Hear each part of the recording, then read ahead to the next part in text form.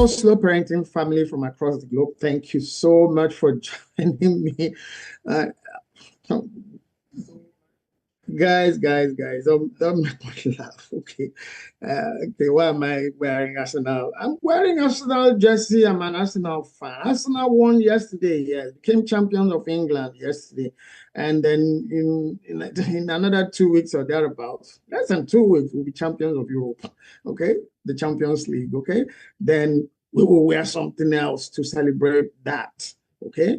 Thank you so very much for joining me on the Slow Parenting podcast on YouTube or Nostalgia Media. My name is Richie Adewusi. Yes, we should celebrate. We should be real. We should be human in whatever we are doing. Yes, we are celebrating with Arsenal. It's been long.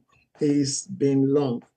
And by extension, I just want you to know that whatever it is that you've been dedicated to, that you've been working, that you've been expectant about, so long as you don't give up, you'll get it, okay? Those players, the managers, the management, the coaches, we fans, well, a lot of fans gave up, changed clubs. I have a friend who stopped supporting Arsenal and started supporting Manchester City like 15 years ago. Yes, 15, 16 years ago. We just got angry and started, so I wonder what he's going to do now, okay?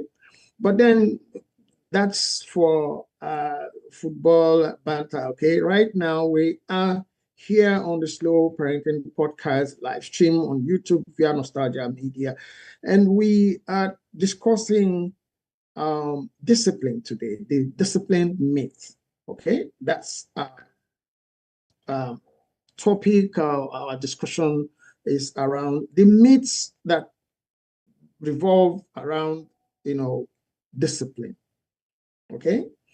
When we were growing up, the thing is, your mother didn't really need to say anything to you. She just needed to look at you, and you understand that you only just need a casket to be buried because you are dead already, and then you correct yourself without anything. Today, if you look at a child, most children, yes, and young people, look at them, yes, why are you looking at me that way? When we were growing up, how can you ask your mother, why are you looking at me? You already know why she's looking at you. You misbehaved, okay? But let's not get ahead of ourselves, okay? Discipline is important.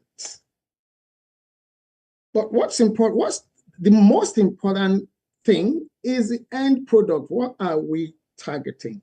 What are we hoping to get out of disciplined children? What do we mean by disciplined children? Robots? Adapt. Okay? So, as we were growing up, 20, 30, 40, 50, 60 years ago. That's a long time, right? Yes. That's when the issue of look at you still happens today anyway. But then, no. We are saying to such mothers, such fathers, you need to change your strategy. You need to change your tactics. Thank you, guys. Thank you, guys, for the roses. Thank you for the likes on TikTok. Thank you so much. Thank you so much. Please share the live and invite your friends over.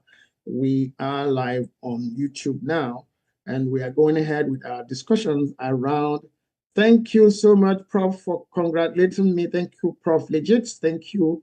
Thank you for the roses. Thank you, guys. Thank you, guys. I appreciate this so much, okay? Now,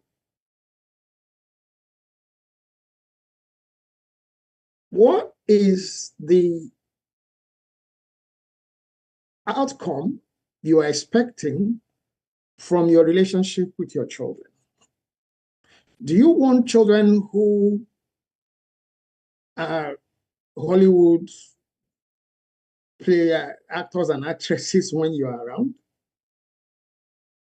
Or Nollywood or Bollywood, as the case may be, depending on what part of the world you are joining me from, or you're going to watch this video from at whatever time.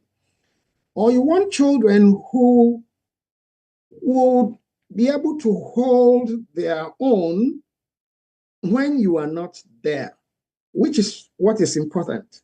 What your children do when you are there it's really not the issue. It's what they get to do when you are not watching, when you are not there. So that's why it's very important that you start right. You get the strategy right, concerning your relationship with them, your communication with them, your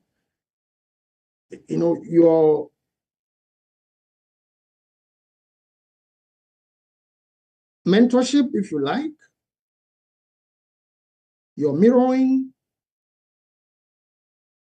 It's not only because children and young people these days will say, why are you looking at me that way? For those who will still are not bold enough to ask you, even today, they are learning something that is not helpful, to put it mildly. Okay? And when they are done learning, remember, we'll keep saying it on this program, your children want to be you, first and foremost. Okay? Your children want to be you. They are not that phantom, that person, that perfect person in your mind's eye that you think you are, mentoring them or you're training them to become. It's a phantom. You, what you do, what you say, how you say, when you say, it's what they are copying, it's what they are saying. So even those children and young people who are not bold to, you've gotten them to be accustomed to not talking, not responding, not contributing. They just listen and go away. I finish, go. They go. They're also learning that is the best way to relate with anybody, including their colleagues, their mates in school, their friends in the neighborhood, their colleagues when they start working, and most importantly, their partners when they get into relationship, when they marry, and then ultimately their own children when they begin to have children. So you would be prolonging something that has not worked, that has not been working, that's not helpful. So here at the Universal Parenting Institute, here at the Slow Parenting podcast, remember, we always tell you, start from discussing and agreeing on boundaries. It can't be too much. We can't talk enough about the importance of boundaries in relationship, especially in your family relationship with all of you. And those boundaries should apply to everybody. Okay? No double standards. That way, you would be training children and young people who would feel appreciated, valued, they'll feel heard, okay? They'll feel understood. So they'll feel free to express themselves. Okay?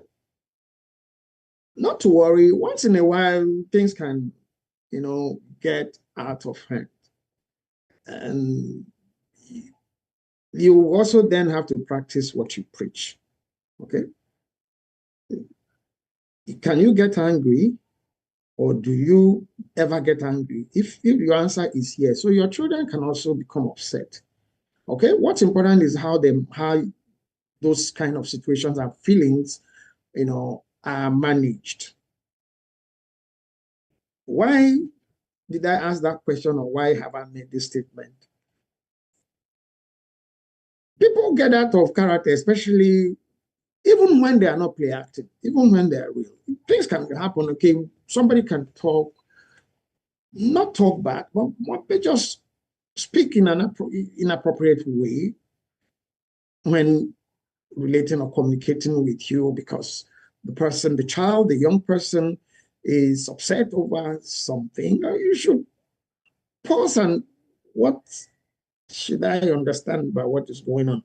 But most importantly, if you started your relationship with your children from a baseline of, boundary setting, like, excuse me, madam, or excuse me, sir, uh, is that how you're supposed to be speaking? But Dad, you said we should be able to speak our mind. You said we should be able to, say what we need to say to anybody. We should not be afraid of people. As yes, ma'am, that's true. This conversation actually happened. The person that I had this conversation with when it did happen is now a mother of a teenager. Her first child is a teenager now, and she has another one warming up, or not warming up. Oh, well, still some years before she gets to her teenage years. But the elder sister is a teenager now. It was my first thought. I said, but Dad, you said we should not be afraid of anybody. We should, yes, but I also said, do you remember that we agreed that you should remain respectful, even when you are standing on your right? Freedom of speech, freedom of action too, for which you're also responsible for what? Consequences. Yes, okay. I'm sorry, Dad. Finish. But the important thing is you bring the person back to, okay, look at, we agreed on this. Oh, yeah, that's true. Case closed. So nobody leaves that conversation feeling shut up, feeling, not appreciated, not being heard. Okay. If you do not have boundaries, the chances are that you get to, I'm your father or I'm your mother. I pay the rent. You might even have built the mansion. In this house, is what I say. Okay. The problem with that is your children are young persons that would either they're your biological children or you are the one taking care of them. They will listen to such, they will tolerate such, yes, I'm using the word tolerate. They will tolerate such communication relationship environment up to a time. Some of them will be waiting for that magical year, 18. I'm no longer a child. You cannot talk to me that way. Oh, really? But if you have boundaries and you agree on boundaries, that would not matter. It wouldn't matter whether your child is 40 or 20 or 10 or 5. As a matter of fact, these days, what the 5-year and 3-year-olds get to say to you now, you wonder if it's possible to get inside them to see if there's a program that is prompting them, there's an algorithm that is programmed inside them to say the kind of things that they get to say. You'll be shocked. But the important thing is making your children feel that you have the last say because you can shout. All of us tried it. I tried over a period of time, but that had to change. Yeah. I've written about it in books. If you read the talk therapy is there,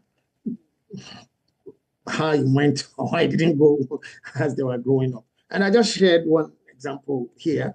And it was from those, lived experience of saying, okay, uh, you are always shouting. I said, okay, sorry, I'm going to do something about this. I think I actually did something. It was about that discussion time that we now had the agreement. Okay, yes, you can.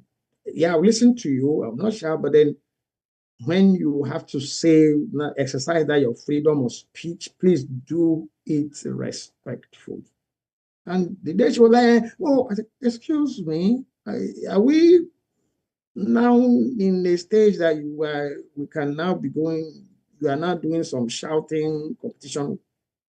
Oh, sorry. You said no. Yes, I said stand on your rights, but be respectful. Did we say that? Oh, yes. Okay, sorry. Finish. But it doesn't always end that way in every conversation in most homes. It should. It has to. Okay? What's important is what's your target? Do you want children who are robotic? Or you want children who are able to reason, who are able to use their intellect, who are able to make informed decisions based on what you had agreed with them, based on what they see you do, how you do, how you respond to situations, how you respond to even other people, not even just them. Okay? There are instances where I've had a child say, oh, that, but you were too harsh on that person. I'm like, oh, she had. Sorry, well, but I'm just telling you, you said, sorry, they're watching. That's important. Okay. So in those days, yes, I will use in those days, where would, how, how is it possible that your father or your mother, you sit down and having what conversation and be setting what boundaries? But did it work? We managed, we survived. And most of us started operating in those ways with our own children. We're saying no. That you live through it doesn't mean that's the best way. Okay? A child that is not able to express himself or herself at home is going to be conditioned to behave that way, even, it doesn't mean that that child doesn't have is not resenting. Okay? Um,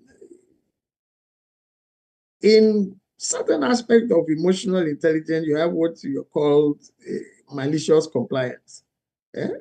The person is complying is with what you are saying or what you have instructed or what, but it doesn't mean that the person is happy or the compliance is productive. No, it's just okay. Let me have my peace, or so I can get out of here. So that, but then some damage is being done or would have been done. That is why it is malicious compliance.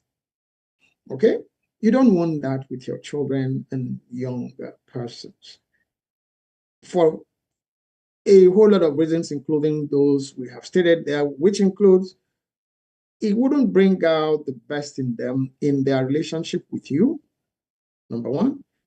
It wouldn't prepare them for, being able to express themselves, be able to negotiate, be able to assert themselves when they're in the midst of their peers or friends or colleagues, eventually their partners, when they get to have partners, marry, have a family of their own.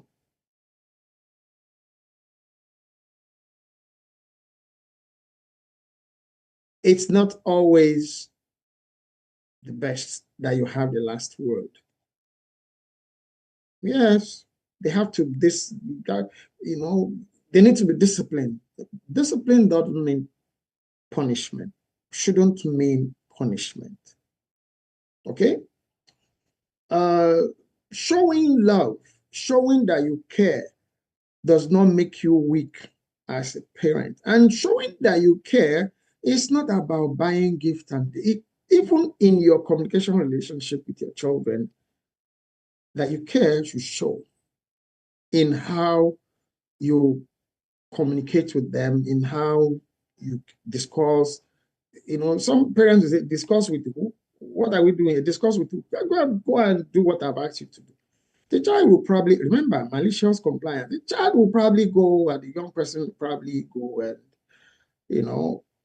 It might not be in the category of those who will talk back at you at some point, might never get to talk back at you, but then that relationship probably will remain strained for life.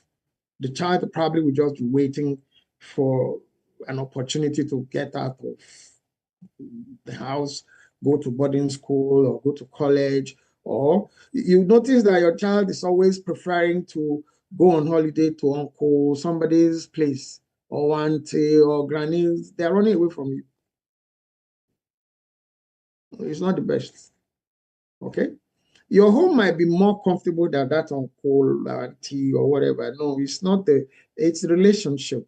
They feel freer, can express themselves better. Those ones hear them, listen to them. Okay?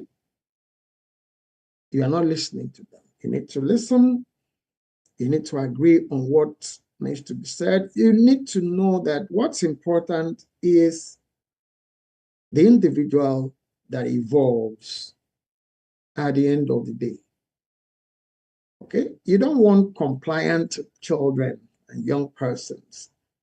You don't want maliciously compliant children and young persons. You want young persons that can assert themselves, that grow to get used to negotiating, building their negotiation skills from their discussions with you, from the boundaries you've set, from interrogating the issues that would have arisen, for which you now pull up the Constitution, which is the boundary you've set. They learn to express themselves. When they are not doing it right, you point out, like the person who was shouting, and I'm like, are you really sure it's me and you having this? But Daddy, you say we should not fear anybody. Yes, very correct. But then don't be disrespectful. We agreed on that boundary. I'm repeating it because it's important. It runs through the issue of discipline and communication with your children and young persons. Nobody can even say anything in this house. It's always what that is. What they might not say it to you. They most likely will say it amongst themselves if they have more than one or two, or to their uncles, to their aunts, to their grandparents, sometimes teachers, sometimes counselors. Okay? So you don't want that. You need to, relate with your children even when they have done something wrong. How did you arrive at they have done something wrong? How did you arrive at it? Okay. Yeah. Boundaries. They say, there's a saying that where there is no law, there's no crime. So if you've not set boundaries, you might be getting angry over a behavior, okay, or a pattern of speech by a child, because maybe that's even what you do, that they see you do, and they're just replicating what they've seen. And you get angry. There's no boundaries. You don't have a family constitution, which are your boundaries that you now pull up and say, this is not what we agreed on. So start from setting boundaries with your children. Even that infant begins to grow, even from suckling. Yes. It's listening. It's learning. If a baby suckling uses the gum to try the mother's nipples, if you tolerate it, when the teeth come out, you feel it too. But that's the point at which you agree, no, don't do that. Somebody will say it's a child, he wouldn't understand. Here, he will understand. Don't do that. No, that's painful. Mommy don't like that. Okay? Not to talk of a child that's at home, is playing with the toys, throws the toys all around, and yeah, I'm angry. The next thing is that you know, It's your money that they used to go to where they will tell them, I'm having mental health issues. Which mental health? Mental health. Agree on, yes, feel free. What is it? Okay, don't shout. You agreed she shouldn't shout, he should not shout. You too, we said your boundaries should not be applied on the basis of double standards. No. Don't do what you've asked them not to do. Okay? It's tough, but you got to live with it. You got to try. You stay with it. Okay? And then when you have gone wrong,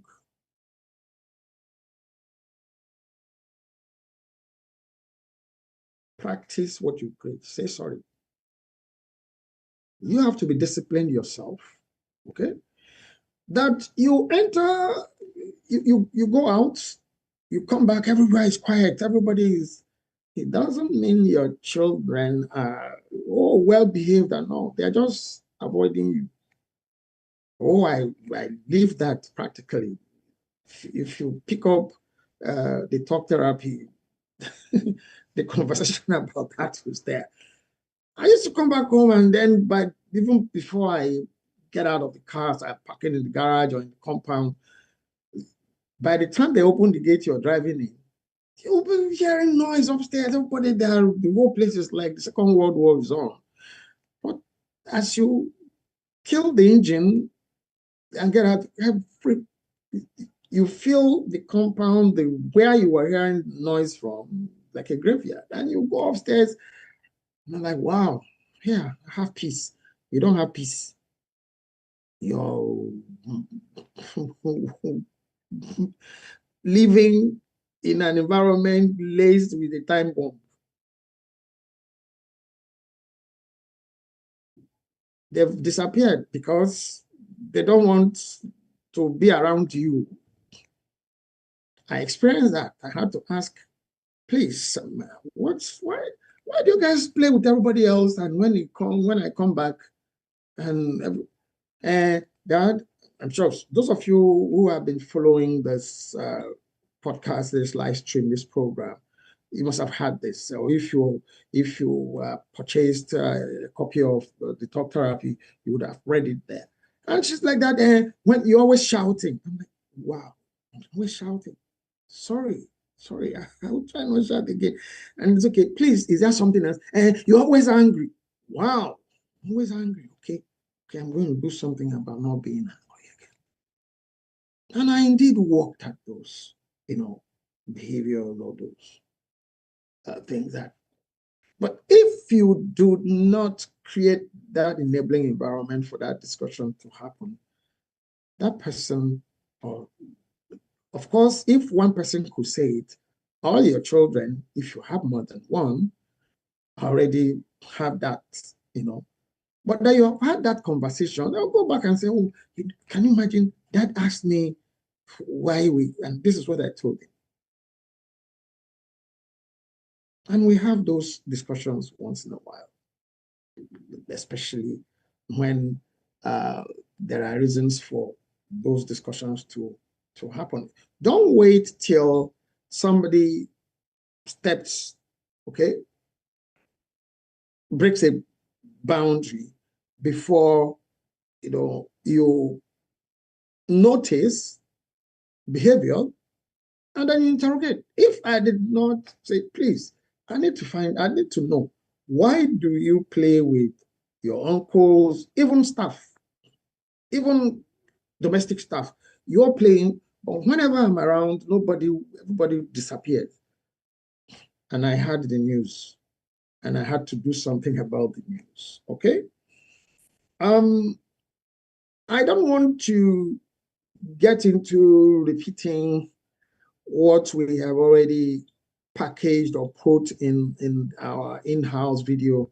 I don't always like to do that. I don't like to speak from the issues, but then speak generally around them. But you have a video that's been packaged we have five, if you like, issue areas and some suggested action, points for you to consider in for each of those issue areas around the myth of discipline. So at this time, okay, I'm going to pause and we'll play that video for you. When we return, okay, wow, there's already a whole lot of questions here from community members. When we return, we will take questions and comments from community members. So don't go away. Thank you so much for being here. Dear parents, what if almost everything you were taught about disciplining your children and young people is not just outdated, but actively working against the very outcome you are trying to produce? Most parents enter the discipline conversation carrying invisible weight. The fear-based methods passed down from their own upbringing, the cultural pressure to produce obedient children, the exhausting belief that love and firmness cannot exist in the same household at the same time. And underneath all of it, a quiet suspicion that what they are doing is not really working. The word discipline does not mean punishment. It comes from the Latin word disciplina, meaning to teach. The moment parents understand that distinction, everything changes. This short video is based on Dr. Richie Adewusi's upcoming book, Effective Parenting Strategies: The Power of Positive Discipline. Please subscribe now and turn on notifications to keep up with the benefits of this series. Here are what this book and this episode want every parent to genuinely ponder. 1. The goal is character, not compliance. A child or young person who obeys out of fear will stop obeying once the fear disappears, for whatever reasons. Instead of only demanding obedience, discuss and agree on boundaries and help your children and young people understand the values you are trying to build in them. 2. Punitive discipline manufactures fear, not values. Shouting, threatening, and physically punishing children and young people may create short-term silence, but often produce secrecy and resentment long-term. Replace angry reactions with calm, consistent consequences based on agreed boundaries that teach responsibility instead of fear. 3. Children process authority differently than adults assume. A command delivered in anger often registers as threat, not guidance, to a child or young person's developing brain. Speak firmly but calmly, make eye contact, and correct in ways that feel safe and clear rather than chaotic. 4. Love and firmness are not opposites. Warmth without boundaries produces entitlement, while firmness without warmth produces rebellion. Parents need to combine compassion with consistency so children and young people feel both loved and guided. 5. The question that changes everything. Punitive discipline asks, how do I stop this behavior? Positive discipline asks, what is this behavior revealing, and what does my child or young person need to learn from this moment? That shift changes discipline from reaction into teaching. These 5 realities together dismantle the myth that control equals good parenting, and replace it with something far more powerful and far more lasting. Our live stream on this issue goes deep into this topic and into the thinking behind Dr. Richie Adewusi's upcoming book. You genuinely do not want to miss that conversation, so please watch it and engage in the conversation. Thank you for watching. If this video resonates with you, please like it, share it, and leave your thoughts in the comments.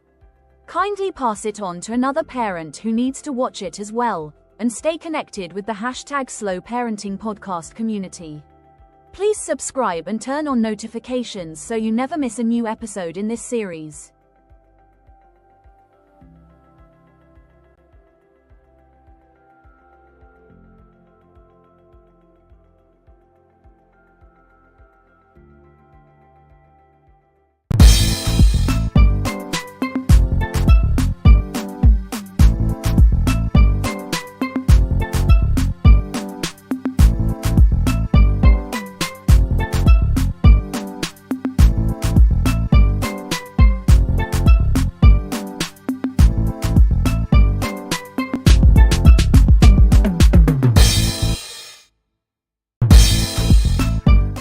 Welcome back. Well, I didn't want to take you to like boring if I know what is in the video, so I didn't want to go back there, but I needed to also give some real life uh share some real life stories, some real life examples of the issues we have raised even in the video itself. Okay, so you're free to download that video, share it. Does any parent or caregiver that you know feel should, wow, this person should hear this, please share freely. Okay, and thank you for all our subscribers. If you have subscribed, thank you very much. If you have not, please support us. Subscribe. Go a step further. You know, you can scan the QR code of any of the books that are scrolling behind me. They're all available online at Amazon and any online bookstore that you pick your books and store materials from.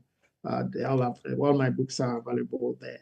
Okay, and like I said, soon the book on parenting and discipline, from which we have taken this particular episode today, and from which we are going to continue to take episodes up until I think episode 8 or so, no, episode 9 or so. We're all from this upcoming book. Thank you. Now, what community members are saying, the questions and comments and suggestions. The first one here says, when a child is not changing, but getting worse, even with positive discipline, does punitive discipline then become the best thing for that specific child? The first question is, why is a child? Why is it behaving this way? You still need to learn. You still need to interrogate it. You still need to have conversations to know. The child might be reacting to something. So if you now change gears and switch over to, uh, physical or corporal punishment, flogging, no, you're not helping that child and you're not helping yourself. You're certainly not helping your relationship with that child or that child's relationship with others with whom he or she will get into any kind of relationship at that particular point in time or going forward. So you still need to ask, observe, ask. Sometimes, as parents, we believe, so why should, what his thing or her thing is to do what I say. It doesn't help in all cases, in most cases. Okay? So the issue of not changing, why is the child not changing? Is it about how you are saying what you are saying or when you are saying? A child that you keep putting down, even in the presence of the siblings, not to talk of his or her friends, it's not going to work. The same way you probably feel embarrassed when people say certain things to you in public, it's the same with your children. They are human beings. Yeah. All of us have, are guilty of that at some point in time, over time. If you have children that have grown around you, yeah. But once your attention is drawn to that,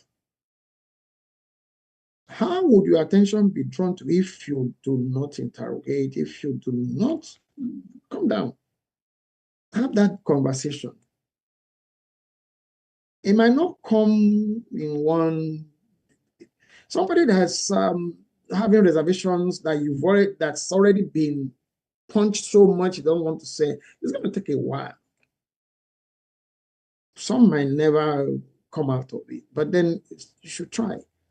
So switching to corporal punishment, if I understand your punitive discipline to mean corporal punishment, no, please. Okay, it's not helpful. it hardens the child more. It creates a permanent divide between you and that child. When setting boundaries, should getting strokes of a cane be one of the consequences for certain offenses? For all intents and purposes, try not to include anything like corporal punishment in the consequences for the boundaries you set. And this program, in our programming at the Universal Parenting Institute, even in the course of this live stream and podcast, we've always reminded you of something. Your children have pocket money. Oh, don't make those consequences to tally with things you know that they would miss. You are not going to go visiting anybody for so period of time. This time, agree on the time. You are not going to get your pocket money, or your pocket money is going to be reduced for, don't put any punitive, any corporal punishment, any corporal responses to, the issue of this is what's going to happen. Some children and young persons get used to such, and after all, they're going to beat me. I remember when we were growing up, because you've done something, is the cane that's going to come up. So you first find a way to get into the house, however, or ask somebody to bring you extra pants, like trousers or knickers, as it were. So you pad up, wear some extra shirts. If you did that, raise your hand. I did. We did. But then again, you're also dealing with parents who also they know, they were like, okay, how many? When they use the cane to check, that thing is sounding, yes, that you are padded. Whether in school or at home, that's it too. They will even double the stroke when that is discovered. Okay? That's not even the issue. Don't even go there.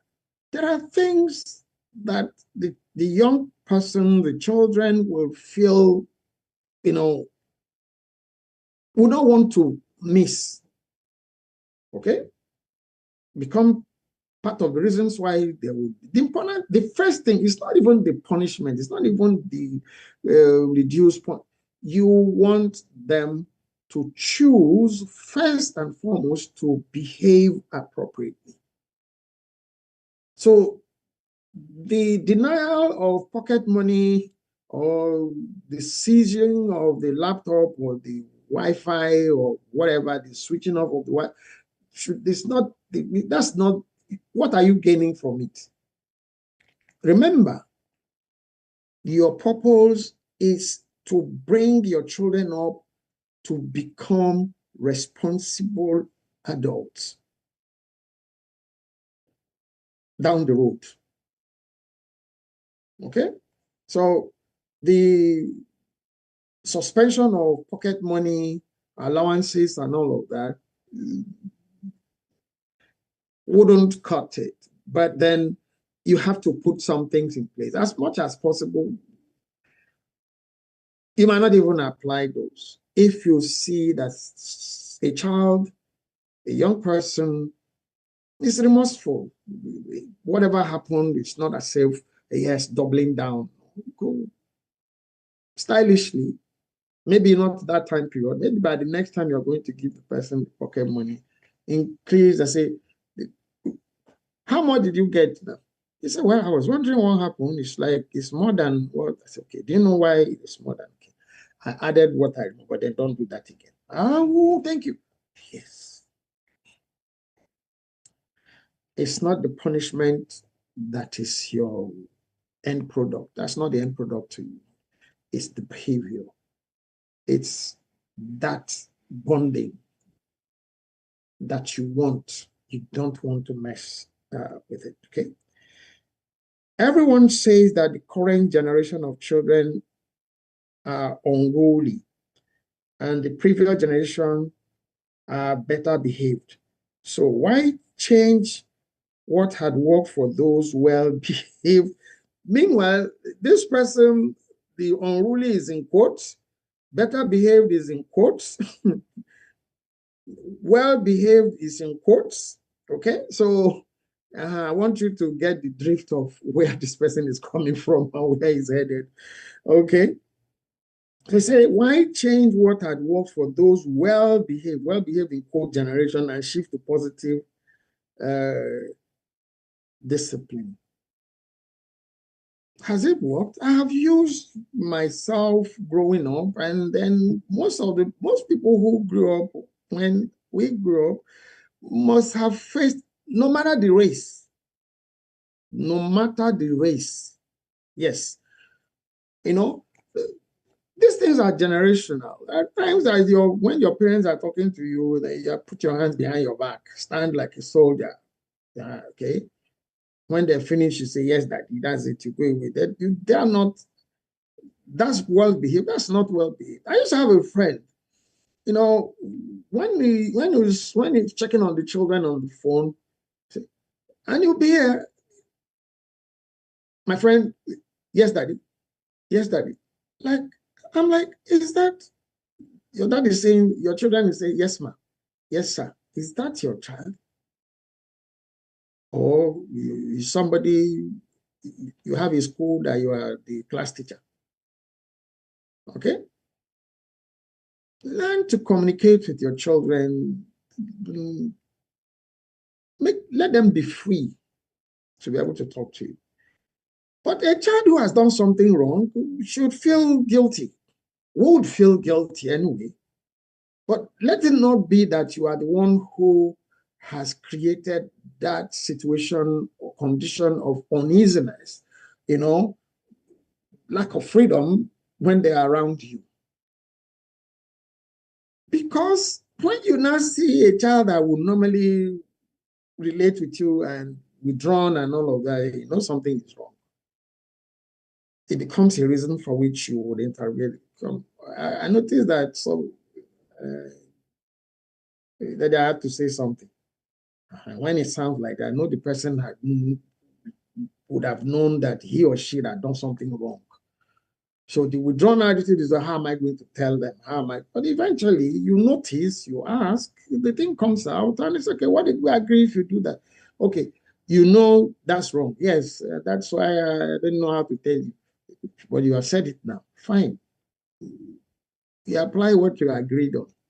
And what do we do next? It shouldn't happen again. Fine. That's what you want. That's what's important. Okay? Well-behaved generation is us. We just survived. We just survived. Okay? And not all of us survived in terms of who we became. Okay? How we're able to relate with others, how we're able to relate with our own children. Okay? I've raised my children through fear. Wow. How do I make up for it now? My first two children are grown up and don't talk to me. Only my last one does because she still lives with me. Well, I really applaud this parent, okay, for being bold enough to report yourself. It's never too late to apologize. Okay? I keep referring to the book, The Talk Therapy. I related a story in it about my father. My father was the most gentle of any human being on earth to us, his children. Like I said in that book, I can't remember my father, spanking me even with a finger once, ever. Her mother, that's a different story. But then, even when he will be the one to tell you happy birthday, even when you, the celebrant, had forgotten that that's your birthday. It's still the traditional father thing, not I am proud of you, I love you. No way. It got to me. And I was like, what do I have to do for this man to just tell me, well done, vocalize it? He would, express it in his own way. He visited all school engagements, inter-house sports, prize-giving days, graduations, convocations, matriculation. Till he passed, when I was still in school, have done something remarkable, have maybe having a public function, and he would be there. I never got to hear, I'm proud of you, vocally from him till I finished from the university. He didn't even vocalize, he sent me a letter. I reproduced that letter in that book. Why have I gone there? Never too late. How do I start? Start. Even the ones that don't live with you anymore. Thank God for the telephone. Call them, send the message. Call, don't even send the message first. The message can follow later. Call. I need to talk with you. Apologize. That child or those children might still be wondering if you are really flesh and blood. If anything touches you, if you feel anything at all. That will soften, that will bring a change to that mindset. I want to talk with you. Hey, they will call them. Can you imagine, mom or mommy called me today? Can you imagine what she was saying? That she is sorry about the way she used to talk to me. And she hasn't called me. Don't worry, maybe she will call you. And then you call. All of them, you feel that. And then the one that is still living with you, practice with that person, start. Don't delay it, no matter how old your children are. Call. Like I said, thank God for mobile phones. There's a certain, kind of anonymity that you're talking on the phone brings. So, yeah, use the phone, call, settle it, and move on. And then make a habit of oiling that relationship. Start, call. I love you. I know I love what you do. I am proud of you. You can't say it too much to your children. And you know what? I don't know if it is that they too will begin to tell you things that you didn't think they had capacity to say to you before. You will hear how much they value you, vocally too, eventually. Okay? So never too late. Start now, please. Call. Since they are not living with you, the one that's living with you, start practicing with that person, okay? Another community member here says, I try to be gentle when disciplining my teenage child, but he refuses accountability and continues to blame others. My friends tell me it's just a phase. What do you think? Gentle when you're disciplined. Well, I don't understand. I don't know what gentle means. So you have not qualified the gentle how. When you cane somebody, cane is cane. Whether you use paper or sometimes it's not even the physical pain from this discipline. It's how does the child even understand why you are now okay, that discipline? Does he know why? But where you have boundaries, it's going back to that issue of where there's no law, there's no crime. Okay? Sometimes the children So a child might just be trying to understand what you're saying, and you feel the child is being disobedient, being unruly. He just want clarity. And you get angry. Why do you get angry? See, while we're talking about the old school thing, you're, this is not how you were brought up. So why would you not do what the child wants to understand? What is not confronting, it's not challenging you, it's not being rebellious. It might just be that the child wants clarity. So if you do not go into those discussions to find out what exactly, was it that you did not understand what I said earlier, or you did not hear me?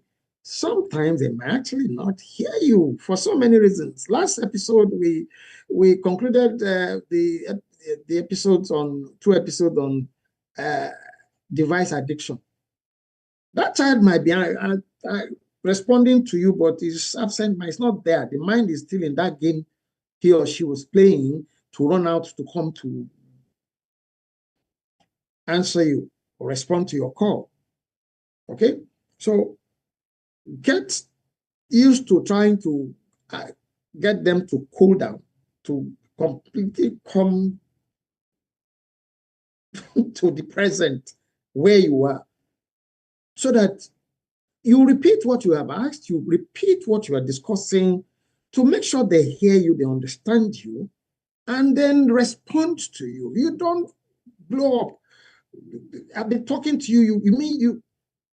Yes. Parents too are carrying a whole lot of challenges, stress, and don't transfer the aggression. Don't try not to. Okay, so that you can also get to the issue of accountability, refusing accountability. How do you measure the accountability? That are there things you discussed? Are there things you agreed on? If there are things you discussed and agreed on, there are consequences. There are things you have agreed should also be apply them. It's when you begin to apply abstract things that they don't understand, they will see it as wickedness. They might live with such up to some time. Some other things will start happening after. Okay? We go back to agree on boundaries, not set boundaries. Remember, I have not used set boundaries. No, agree on boundaries. It doesn't diminish your authority in any way. It makes your life easier. It makes their lives easier. It makes relationship issues at home cordial. Even an offender will know he has offended. And my dad went to say, look, hey, I have committed, anybody will laugh. Because you already know what the consequence of that, whatever is committed is. So you can now discuss it, you can now decide whether you want to apply, the consequence that you had all agreed on. So there will be no talk then about gentle discipline or no. Don't that it's you that think whatever it is that you do or did is gentle. Have you asked the child if he's gentle? And that does not mean that is everything that you do with your children and young persons that they must interrogate. No, it's not about interrogating. Let them exercise their human faculties. Enable them to be able to do those. You are still on ground to guide and guard, the expressions. And with the tools you would have developed, for your communication relationship or your relationship generally at home, you will be able to manage situations so nobody is reading meanings into what you call gentle, which the child might find very harsh in the first place. I might not tell you so, maybe till some time or maybe through some other behavior. Okay. Are there instances of positive discipline that you use on your children that had very good results? Of course. Instances of positive discipline are things we agreed on.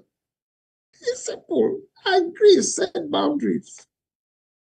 Save your own mental health. Also save their own mental health. Agree on boundaries, set boundaries. Okay. It doesn't mean I don't want to, sound robotic here. I mean that everything, you can't, there are things that will come as they grow up. So the boundary you set when they are 2 years old, 5 years old, you revisit. You have those constitutional conferences over time. Okay? As they grow, you have those discussions, conversations again, agree. Okay? You renew things. You reduce consequences or increase or add new consequences, add new agreements as they grow. As where does a toddler want to go to? A toddler can't tell you he wants to go on a date with the friend or not. No. But when your children get to the point of, I want to go and see John, the person that wants to go and see John is Mary.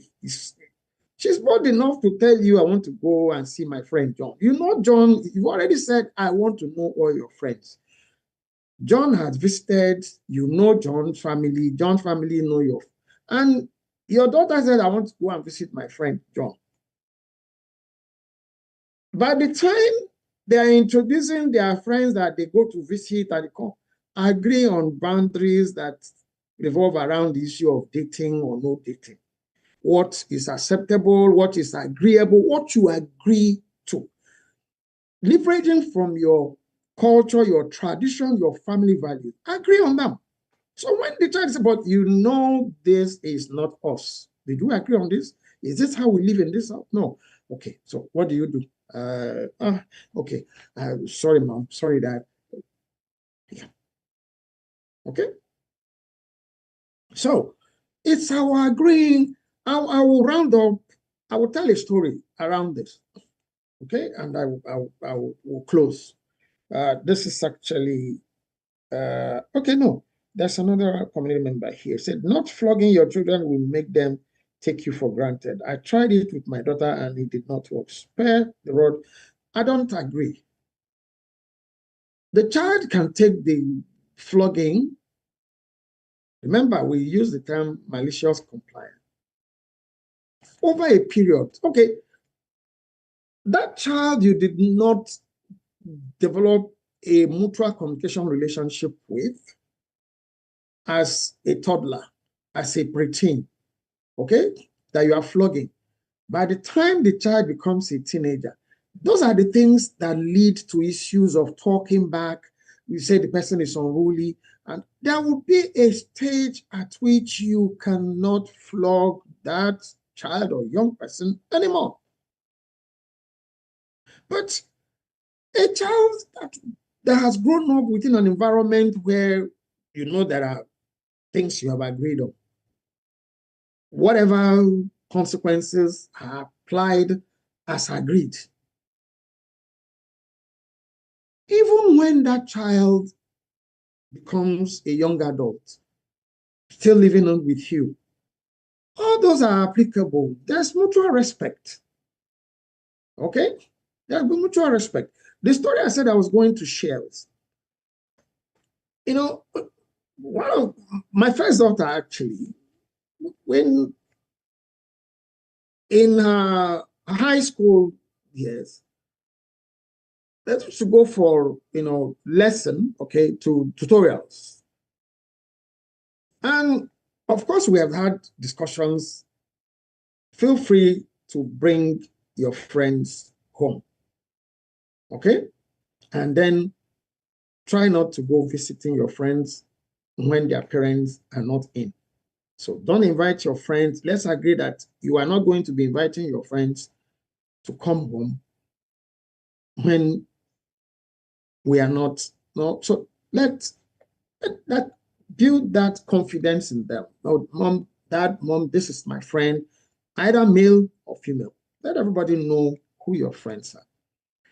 So there was this particular occasion. I had gone to work. For some reason, I can't remember, I had to get back home to pick up something. As I drove into where we used to live then was a close.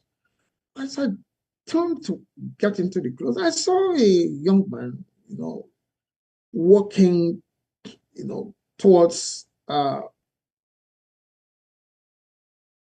house. Of course, I knew him. It was my daughter has always my friend. We go to lesson together. Fine. So as I was driving, so he looked back and saw as one, approaching him. He walked past our gate. I was like surprised. What's going on here? Yeah. I got to the gate, I hit it, and then they opened the gate. I drove in. And I came down and I told my daughter, I said, I saw your friend. He said, which who? I said, but he saw me driving one, but he walked past the gate. And there's nobody else down the street. It's a close. We lived at almost at the end of the close. And so so what's, and I said to her, look, listen, I don't think that you be careful around that person. Okay? Be careful around that person. Because what it means is, if anybody that cannot be comfortable, oh, hello, sir, how are you? Maybe it's even the one that will knock on the gate and they open the gate and I will take what I want to take and I'll go. But the fact that they didn't feel comfortable, with me being around at that time, I said, be careful. Okay? So, and my daughter was like, oh, yes, Dad. And that was really it. It wasn't long after that there were issues around that young man that got to get to law enforcement and things like that, and with some other, young persons that they were all friends about that time, issue of rape and all that. And I said, well, and I called my daughter, I said, do you remember what I said to you about this person that time? I said, his attitude was very suspicious. If you cannot feel comfortable, if your children's friend not feel comfortable visiting them when you are around, something is wrong. Yeah. And I reminded her again, please remember, don't go visiting anybody when their parents are not around, and try not to invite. You see, I didn't invite Simon, I didn't invite anybody. I said, well, yeah, I believe you, but I'm just reminding you, okay? Yeah, so